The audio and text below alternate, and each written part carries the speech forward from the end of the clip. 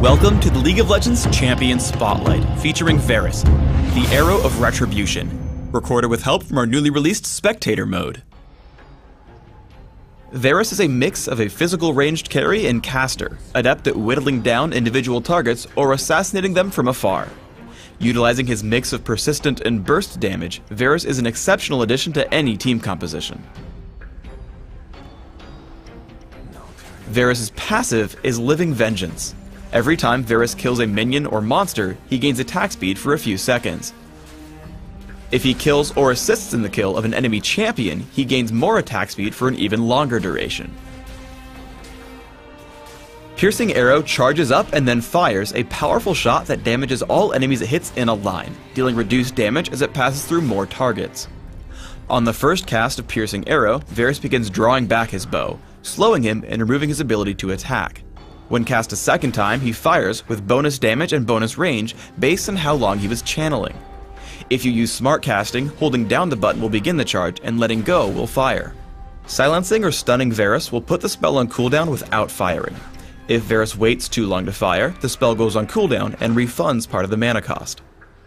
Blighted Quiver passively gives Varus his basic attacks bonus magic damage. They also apply stacks of Blight up to a cap. When any of Varus' active abilities hit an enemy, these stacks explode, dealing damage based on the target's maximum health. Hail of Arrows fires arrows into an area, damaging all enemies they hit. For the next few seconds, enemies in that area are slowed and receive reduced healing. Varus' ultimate is Chain of Corruption. Varus fires out a skill shot nuke that damages and roots the first enemy champion it hits. Immediately after, it attempts to spread to other nearby enemy champions, damaging and rooting them as well. Every time Chain of Corruption spreads, it searches again for new targets, but will never hit a champion more than once. Varus functions exceptionally well in mid lane. Taking early points in Piercing Arrow and Blighted Quiver, try to place stacks on your opponents and then trigger them whenever you can. Doing this will let you whittle down your opponent and win the lane. This gameplay also works well in partnered lanes. Fighting against Caitlyn and Kayle, I constantly apply Blight stacks whenever I can, following up with Piercing Arrow. Finally, Caitlyn gets low enough for me to finish the job. I push the minions to their turret, charge up, and snipe Caitlyn for a long-range kill. As you level up, these combos get easier.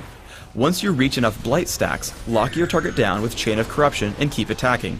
Toss out Hail of Arrows for the slow as soon as the route ends, and finish off your target with a quickly fired Piercing Arrow. With proper vision, Piercing Arrow can steal important kills from your enemies. I walk across Rise trying to kill the Ancient Golem. After dropping a Sight Ward in the brush, I back off and charge Piercing Arrow. Once I see him start to burst it down for the kill, I shoot off the arrow, stealing away the golem completely out of range for a counterattack. Flash plus Chain of Corruption lets you pick off running enemies. Basic attacks followed by Piercing Arrow pick up a quick kill. Varus is exceptionally fast at killing Baron Nashor or the dragon. Fire Piercing Arrow immediately after getting 3 Blight stacks. If you time it right, Hail of Arrows can actually trigger 4 stacks. Launch it after reaching 3 and land a basic attack while it's falling. Hail of Arrows will constantly trigger Blight stacks as it hits an enemy, giving you a 4th. In the ensuing teamfight, I resort to hitting the tanks first, but save Chain of Corruption until it can spread. Once Amumu gets pulled away, I target Udyr. I switch focus to him and the corruption spreads to Rise and then the enemy Varus. We take down 4 enemy champions in sequence with no hope for any of them to escape. Varus' long range makes him great at defending capture points in Dominion. As Dr. Mundo and Alistair begin capturing the Boneyard, I charge up Piercing Arrow and interrupt them both. I walk out of range after they stop capturing, but once they turn back in, I head in again for Hail of Arrows. Again, they turn to fight me, so I retreat and charge another Piercing Arrow. Alistair starts another capture, and again I stop him. Fiora and I then enter in to stop them once more. Fiora falls, but I turn to Dr. Mundo, taking him down by stacking Blight and triggering Piercing Arrow.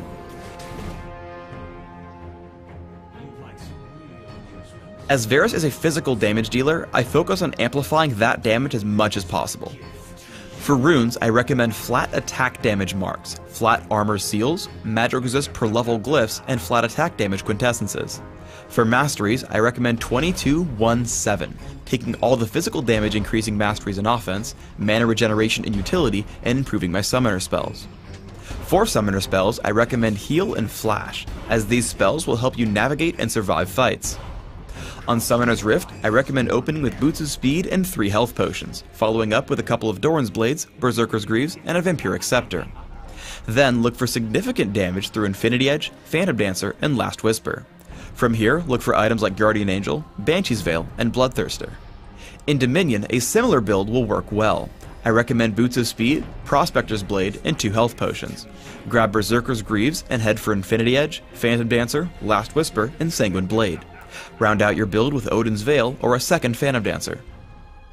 Thanks for tuning in to the Varus Champion Spotlight. Please subscribe to the Riot Games YouTube channel above, and don't forget to thumbs us up just below the video.